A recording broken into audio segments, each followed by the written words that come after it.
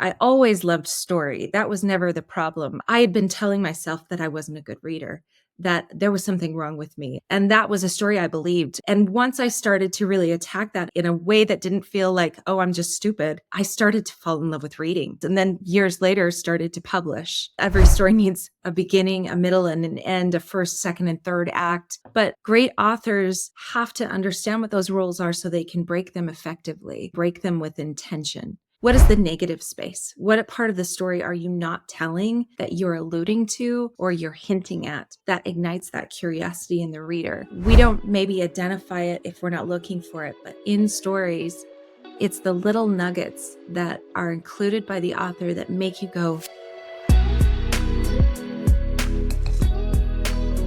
Hey everyone, welcome back to the OpenEd podcast. I'm Charlie Dice, here joined today by Jennifer Jenkins, who is a co-founder and the CEO of Operation Literacy, which runs a program. We're excited to be participating this year in the annual StoryCon event. It's a big event going on in Salt Lake City in February, just coming up right around the corner.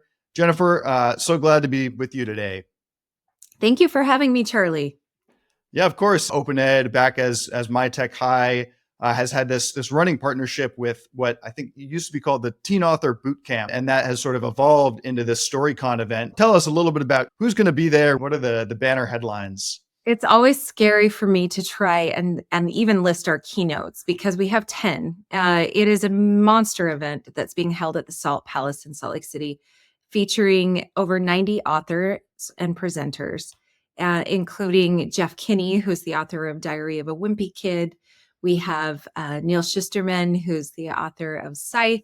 We have Shannon Hale. We have Brandon Mull. We have Marissa Meyer, who's the author of Cinder. Lainey Taylor, Jennifer Nielsen, Margaret Peterson Haddocks. And then we have just amazing breakout presenters and masterclass teachers like Christopher Paolini, who is the author of the Aragon series and was a teen author himself. And so, yeah, the list goes on. And I guarantee you I didn't get all of our keynotes in that, but it's an impressive list. Yeah, it is a star-studded list. And I know that because I'm not really I'm not super plugged into the world of young adult literature, but a lot of these names I immediately recognized when I saw them. And so it looks like it's going to be the place to be, whether you're a parent or a teen or a preteen who's an aspiring author. And this is where kind of the open education message, we obviously have a lot of overlap in terms of the audiences that we reach, a certain category of young adult person who's maybe already at a younger age thinking about, they're very passionate about one particular thing. And in your case, I gather that a lot of the attendees are, they've either already got their own manuscripts or they're working on one, but people who aren't waiting to be, sort of picked out or given permission. They're just going for it. They're sort of following their passion. How would you describe kind of the average attendee? Are they from all over the country, or are they predominantly from Utah? About 20% of our registered attendees are from out of state right now. We have people coming from all over the world, in fact, but a high concentration from the Midwest, from the East Coast, from the Pacific Northwest, a lot from Arizona and surrounding states, obviously. We have school groups that are busing people in from out of state even. I know even Rigby, Idaho, I just learned, is bringing almost 100 students down from Rigby High School, which is just really cool. So this event it has several audiences. Operation Literacy, we've done programming and support events for teens and tweens, like you mentioned, but also educators. And so, and it seems that every event that we do, we have parents and aspiring adult writers who are interested in sitting in on classes and how do I pretend to be a teenager so I can come to Teen Author Bootcamp? And StoryCon is really the answer to that question. So we have 4 tracks, one for teens, one for tweens, one for educators, and then one for the general public. And a lot of the teens and tweens that come to StoryCon, I feel like as adults, we need permission to follow our dreams sometimes. These kids, they don't need it. They, like you said, they know what they love. They read, they watch movies, and they want to change the ending of stories. They Mm. want to invent characters in their minds. They imagine what worlds would look like if. And those are the people we attract at StoryCon and formerly Teen Author Bootcamp. And I want to come back to StoryCon, but first, for a minute, I just want to hear a little bit about kind of your journey towards founding this organization and starting this event that is attracting, so many people from all over the country. You have talked and written a little bit about some of your sort of early struggles with reading and the like. And I think that this is a very common refrain that we hear from open ed parents, that their kids are, for what they're really smart kids, but for whatever reason they're sort of struggling with reading. Tell us about sort of your story and your journey. Yeah, so I always loved story, Charlie. I always loved story. That was never the problem. I moved a lot growing up. I felt like I was always in a car, and my dad would retell novels, and or we would listen to Alfred Hitchcock tapes, cassette tapes, which just absolutely ages me. But one thing that so that was universal. That was never the problem. I loved to be read too. But I did struggle with words. I struggled with dyslexia as a child. I was undiagnosed for most of my well, into my adult life. I was actually graduating from college with a degree in history and secondary education, and it was a teacher who identified my dyslexia in a class that was meant to help teachers learn how to identify learning disabilities in their students. And we were doing a unit on dyslexia, and she was telling my story. And I went up to her after this class and I said, I think I'm dyslexic and I've never been diagnosed. And I got good grades in college. I have a very, very good memory. And I loved history because I could listen to a lecture and typically regurgitate dates and facts that I needed to test well. But I really struggled with reading, which is ironic because that is a very reading intensive major. But long story short, I ended up learning that I was in fact dyslexic, and it changed the way I thought about reading. And I thought that that was so interesting that the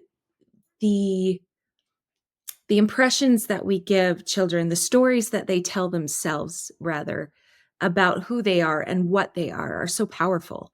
I had been telling myself that I wasn't a good reader, that there was something wrong with me, and that in this way I was not very intelligent. And that was a story I believed and really subscribed to. But once I had that label, that once I realized that it wasn't a problem with how smart I was. It was actually an issue that my brain worked differently. And I needed to work around the way my brain was wired to find those words. And once I started to really attack that and address it in a way that didn't feel like, oh, I'm just stupid, I started to fall in love with reading, which is just miraculous. And then years later, started to publish. And so that's kind of where I come to Operation Literacy from. There are so many kids out there who have decided that they are not readers, but who, like me, love story. And that's what StoryCon is for them too. In fact, we have in our expo hall, we have an organization called Operation Read, not to be confused with Operation Literacy. They are a sister and a partner of ours, but they are doing free screenings to help parents and children identify learning disabilities. They're doing it in our expo hall at StoryCon, and our expo hall is free to the general public. So even if you are not interested in purchasing one of our conference tracks, you can come to the expo hall. All of our signings are free to the general public. So Jeff Kinney, if you want to go get a picture with Jeff Kinney, come. We know that a child is 80% more likely to pick up a book if they have met the author. And so that's a very powerful statistic that really we turn children into readers at StoryCon. It is funny how you develop a relationship with the characters of the book in the course of reading it, but True. the author is kind of in the background and they're a little bit hidden. Speak a little bit about the role of mentors and mentorship and being seen. Like how do you see kids responding to meeting these authors in person beyond being more likely to read the books? Well, we know that when you put a presenter, an astronaut, even in front of an author. I mean, in front of a child. That's why career days are so poignant, right? If you put a figure in front of a child and they see that they're human, they see that they have loves and fears and interests, and they're just a normal person, it kind of takes away some of the stigma or the idea that I could never be dot dot dot. And so that's one thing. I also think that when you have an individual who is willing to validate and mentor these kids, it's extremely powerful. I know I started writing and believing in myself as a writer as a child because I had a teacher who's told me in the margins of a story I'd written, "You are a good writer." And so with Operation Literacy, one of our main um, focuses is how we are validating the young writer that is coming through the ranks in this next generation. And we do that in several ways. We have lots of different opportunities for teens and tweens to engage with Operation Literacy and contests. And we have multiple, I think we have 3 contests that close on February 1st. So this will probably be after this podcast airs, but you can look to it in the future. We also publish 50 teens a year, 25 in our short story anthology and 25 in our poetry collection. And we put these aspiring writers and talented young authors, we put them through a traditional publishing process where they are given a payment for their writing. They are given the opportunity to go through the editorial process. And then they are, they have a launch party at a reception in conjunction with our annual gala. And then they actually are put on stage at our gala and we celebrate them. So just that validating is really powerful. I feel like we get that a lot for students who are in sports, for students who are interested in dance or theater even. We have lots of opportunities to give them an opportunity to socially to put their skills and their accomplishments out there and to be seen and elevated. And so when we have the opportunity to provide awards and things like that, it's extremely validating. And you have published, I think, 7 novels yourself. Is that the right count to date, or are there any others in the works right now? What's your sort of creative process like from idea to finally getting it published and getting it out there? Yeah, I have 7 works of fiction, and then I have 1 nonfiction, so I have 8 published works.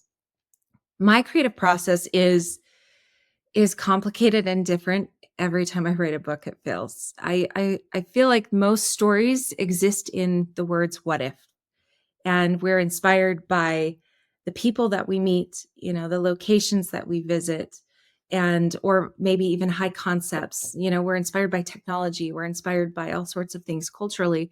And and for example, one of my novels was inspired by a picture that I had seen of Manarola, Italy. And I don't know how I stumbled across this picture online, but I was looking at it and I just couldn't pull my eyes from this picture. And I thought, a story happens here. And so that was very setting driven. But I have had other stories that have leaned into my history degree a little bit, even though they're fantasy novels.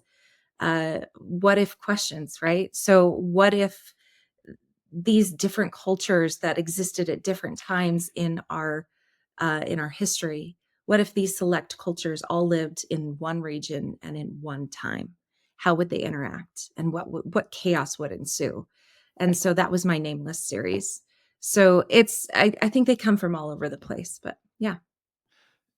What's the role of sort of just curiosity? Do you ever have a topic that you sort of, you want to explore it more deeply, and that kind of pulls you into to the novel? I mean, that's one of the things that we find with motivation and learning is that it's, having the skin in the game, or the inherent curiosity is Yeah. often one of the biggest drivers of making the learning actually stick. It's one thing to, put a book in front of someone and say, read these chapters by this date. It's another to kind of light the fire in the mind Can to you think of a? present a question or encourage questioning, right? Like to allow, I feel like I know that, I write primarily fiction. And so often my husband will come in. He's like, "What are you working on?" I'm like, "I'm doing research."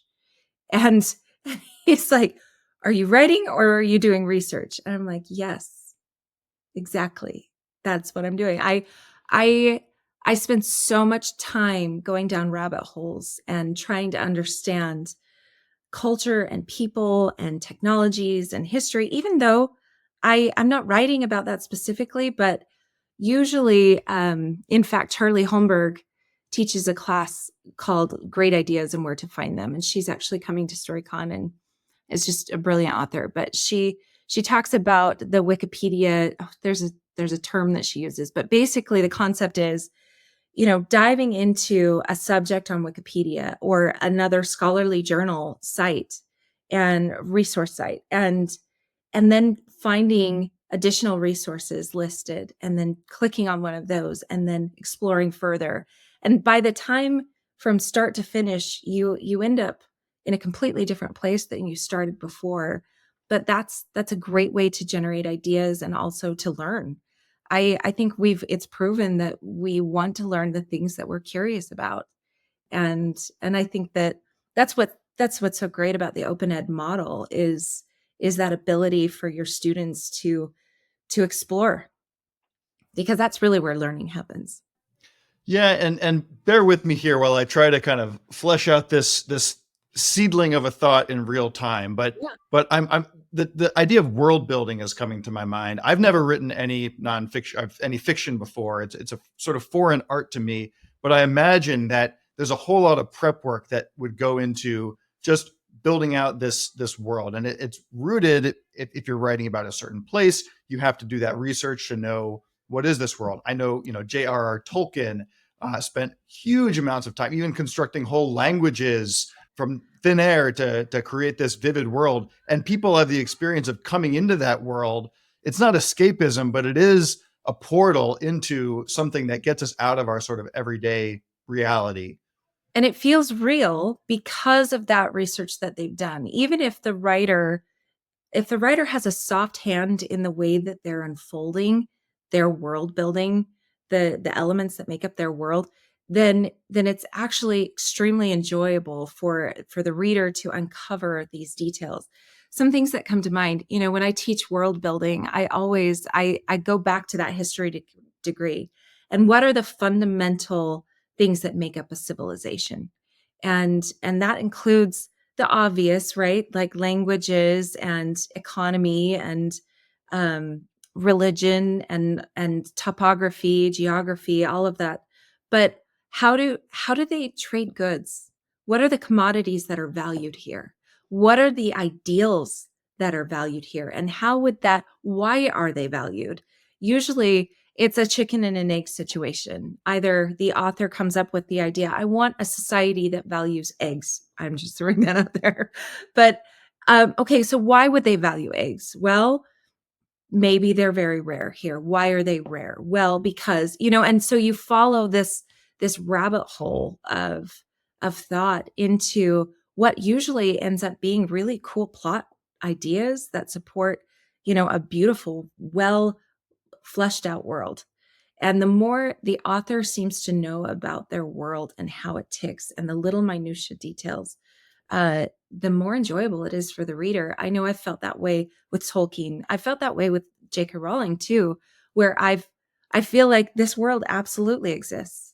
How could it not? There's a ministry of magic, and there's textbooks, and there's historians, and all of these elements that just feel so well, um, just multidimensional. Right. It's awesome. Right. I mean, I think almost not everyone. I feel sorry for the people who, for whatever reason, have not yet been sucked in or initiated into the world of Harry Potter. Because for me, think I read that that was the first full length book that you read, and I think the same was probably true for me. And I remember, actually, my sister had checked it out from the library, and there was a long wait list. My sister was 2 years older, so she got the book first, and I just, I picked it up. I was hearing a little bit of buzz, And I Yeah. read the first few pages and didn't put it down for, hour. And then I think I snuck it into my room and she didn't know where it went. But that idea of, it's like you get the sense that even if the author isn't shining a magnifying glass or a flashlight on some other area, they're really, the way that they focus in with so much detail on the plot points gives you the sense that every other aspect of this world already exists and has Yeah. been thought through by the author, even if we don't get to see it.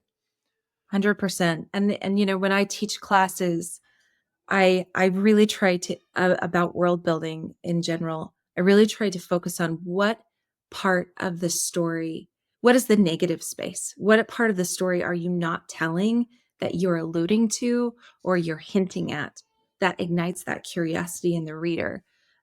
We don't maybe identify it if we're not looking for it, but in stories, it's the little nuggets that are included by the author that make you go, I wonder what that story is about and or how that came to be. But the author doesn't actually even go down that road. It just gives you enough to make you curious and enough to make you assume that surely there is a story here.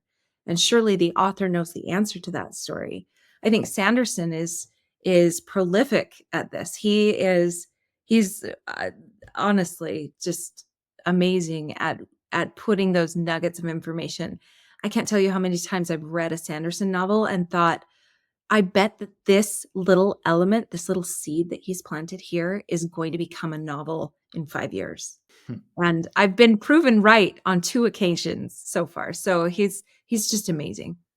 So I had an experience when I was younger of trying to write fiction, and I never managed to get past sort of the first chapter. My initial enthusiasm would peter out. And in hindsight, I have an inkling for why that might have been. And I think it's partly because I sort of lacked frameworks or templates, or I lacked the understanding of the architecture. And as much as people like to Sure. think of creative writing as this very sort of freeform thing, in my nonfiction writing and work, I've always found that having a framework or a template gives me a container in which I can actually be a lot more creative. It sounds like the different talks and the tracks at this event, what you guys are putting together, part of that, like, how do you give an introduction, or what kinds of tools and frameworks are there? How do you think about the balance between just letting a child's innate curiosity run wild and then Right. learning some of the tips and tricks of the trade, which there are many, and that I don't know what they are, but I know that they must be there. Yeah, there's so many. There's a lot, just like with any medium, there's a lot of rules, right? There are industry rules that are accepted and that are considered standard.